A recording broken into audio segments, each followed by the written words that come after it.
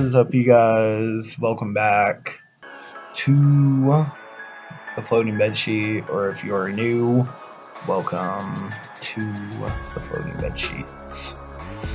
I hope everyone's having a amazing night. I am just chilling in my room like I usually do.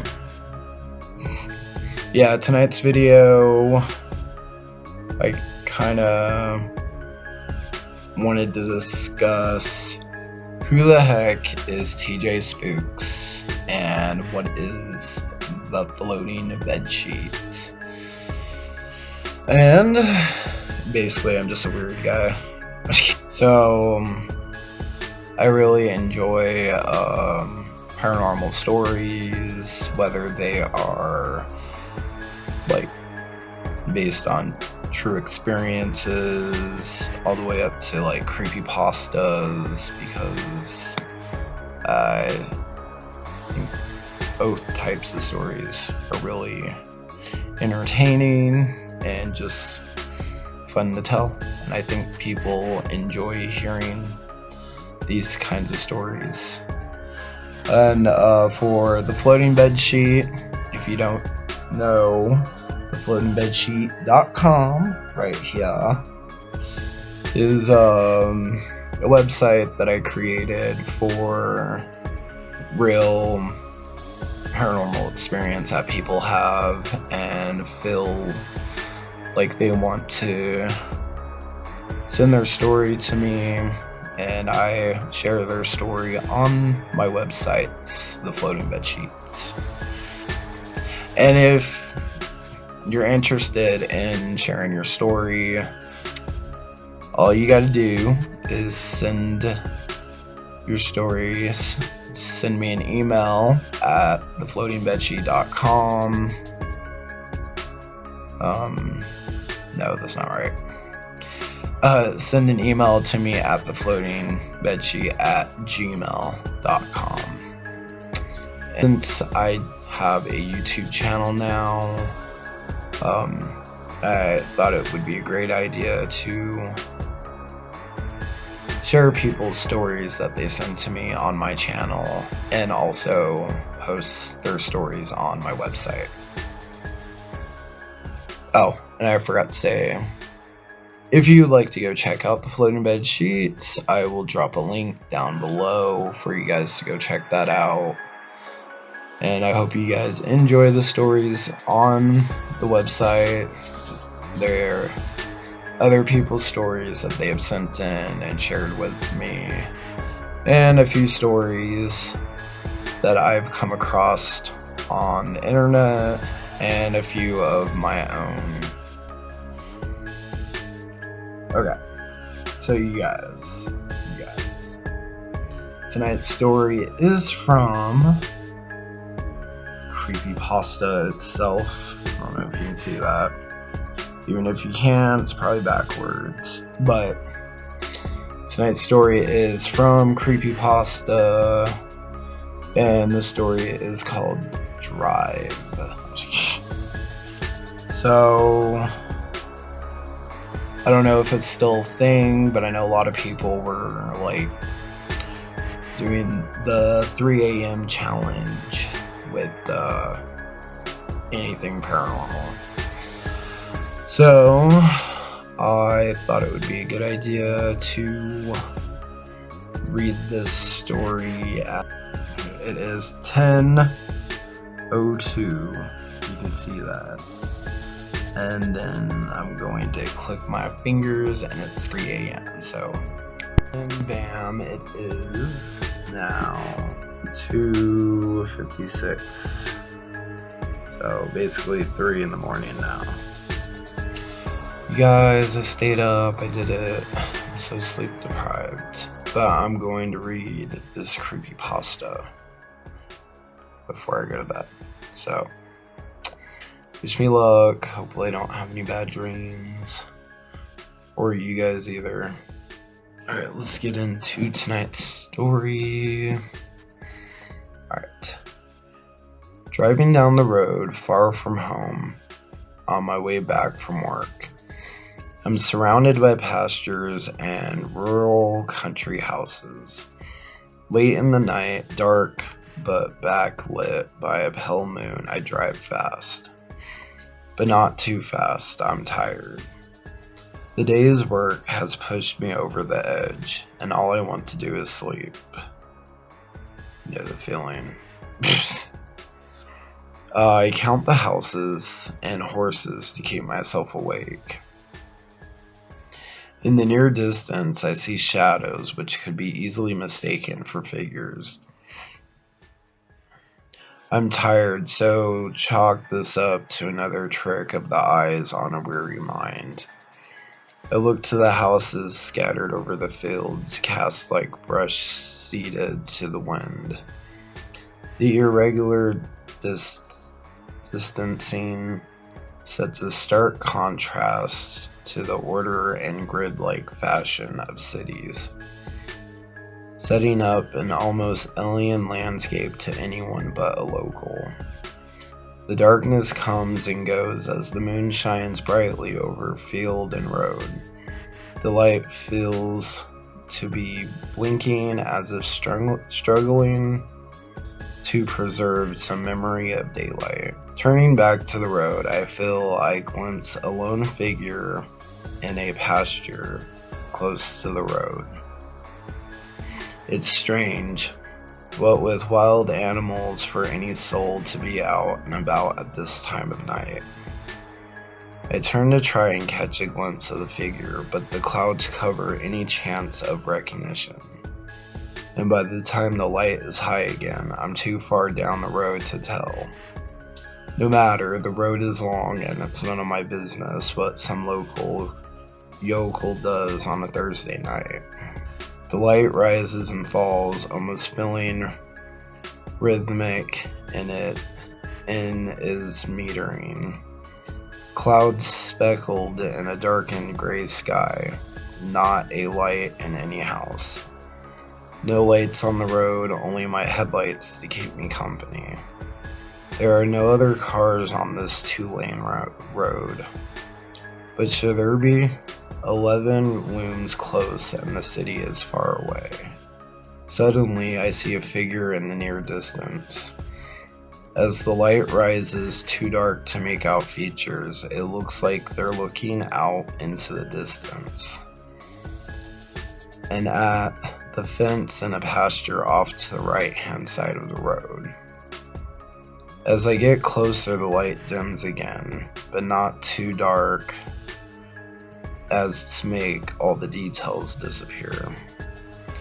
I can see this figure has on a jacket and jeans of some kind. Strange for someone to be wearing a jacket this far south during the summer, be it night time or not. I lean to the passenger side to try and make out more of this figure, but it's almost as if the moon doesn't want me to, and the world descends into a deep darkness again. I pass where the figure should be and look into my rearview mirror for a long while after, hoping to catch some image of the man in the distance. The moon seems to hide from me. I give up and return my full attention to the road in time to glance another figure, standing just outside the ditch at the edge of my headlights. What the, I say, before regaining my composure. The figure is gone to the distance long before I can catch any detail. My heart starts to pound, looking for any logical reason for so many people to be outside standing along the road, out in the countryside. Colts, scarecrows, and other possibilities flutter through my mind before leaving me in a sour disposition. Nothing feels right. The moon seems to attempt a return just as I notice another figure further down the road, in the middle of the ditch. He seems to be looking off down the road away from me, but I catch a glimpse of what appears to be a long nose and pale skin. Not a shock in itself, but terrifying due to the black jacket and jeans the figure wears. Just as I close on the figure, the moon dives away, leaving me in blackness that seems to suffocate and drive home my isolation and defenselessness out here in the sticks. Turn around or keep going. The question reverberates in my head for the better part of 15 minutes. Turn around or go back, find another way home. Do I plow onwards and hope I've reached the end of this line of figures steadily approaching me, one figure at a time? I decide to take a chance. If I see one more figure, I will turn this car around and haul ass back to the interstate and find a new way to my own home. We're within half an hour of my home city at this point. Too close to turn around unless something terrible happens. I've not been shot at and see no way someone could easily harm me in my car. The moon is refusing to return. I look around at the pitch black around me, realizing the only light I see is the dash and my headlights. The darkness suffocates and seems to push in on me from all sides. I lean forward to cling to the only light I have on my travels and notice something peculiar. The lights that sheltered me and push out all the way to the fences and tree lines. I whizzed past outside the ditches along the road were no longer in my vision.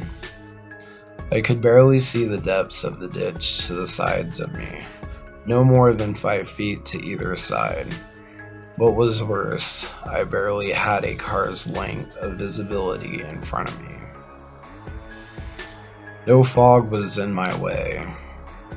All that I could see was darkness. It felt like driving through space, the void spewing forth that rode beneath me, and consuming everything behind me. I turned around and realized that even with the dash, I couldn't see my back seat. All that was behind me was a pitch black. This panicked me more than anything else. It turned back to the road and nearly wrecked my car. There he was, standing at the edge of the road, facing just ahead of me. A pale, sickly cheek hung below a deep tunnel-like eye socket. Time seemed to slow as I zoomed past, turning to keep this figure in my sight. The figure reached the edge of my light, lining us up eye to eye for a split second, and I could swear this gaunt, sickly man smiled at me. A somber, happy smile filled with the strangest kind of care and ease. If I had gotten this look from anyone in a different situation, I would have been disarmed by its nature. Even from such a sickly looking man. All it did for me now was send a chill and panic through me, the likes of which I've never known. Gone into the abyss, I made up my mind and I turned fully back to the road, drove for some seconds, and then turned my car around, almost swinging the back end of my vehicle off the other side. Either I passed through this nightmare the way I came, or I ran the figure over. I drove like a madman, passing 100 miles per hour, pushing towards 120. No man appeared in my vision. Instead of the ghostly vision, I saw a small figure wearing a yellow rain jacket stepped out in front of my car. I swerved on instinct, terrified of hitting someone's child, before realizing there was another figure in the oncoming lane, the man. The man was facing me, the extent of his thin, gaunt, skeleton-like face being apparent. His exposed body was thin, his hair framing his head in an Einstein-esque way. His clothing was old and worn through in place. I swerved back, completing the fastest serpentine maneuver I'd ever pull off in my life, and continuing to haul tail down the road.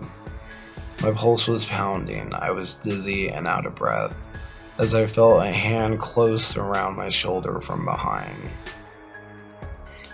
I stand in a snow-covered field facing out towards the distance. Pitch black surrounds me, and the cold seems to burn into my skin. I see houses scattered like bushes seeds by the wind. The moon passes behind clouds and I cannot move. I'm stuck still. Panic grips me and I cannot move. I cannot breathe. I begin to suffocate but do not pass out. I drown in my inability to move or hear. In the distance behind me, I hear the sound of a car engine rumble. And that is tonight's story. I hope you guys liked tonight's story. It gave me pretty much the chills, besides it being 3 a.m. reading a creepypasta. But I have lived on those country back roads that the person was talking about.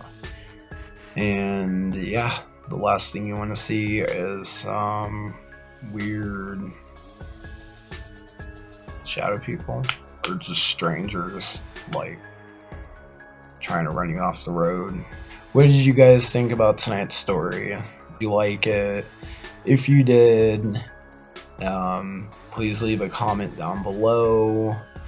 I really hope you guys enjoyed tonight's video. It is my bedtime because it's going on 4 in the morning and super late.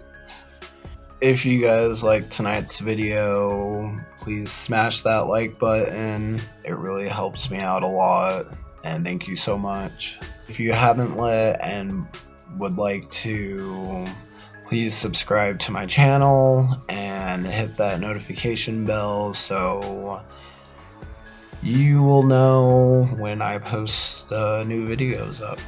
And so I'm so brain dead, and hopefully I'm getting my point across right now. I hope you guys sleep well. I know I'm gonna be like out as soon as I lay down, and I will see you guys later. So yeah, have a good night. Yeah.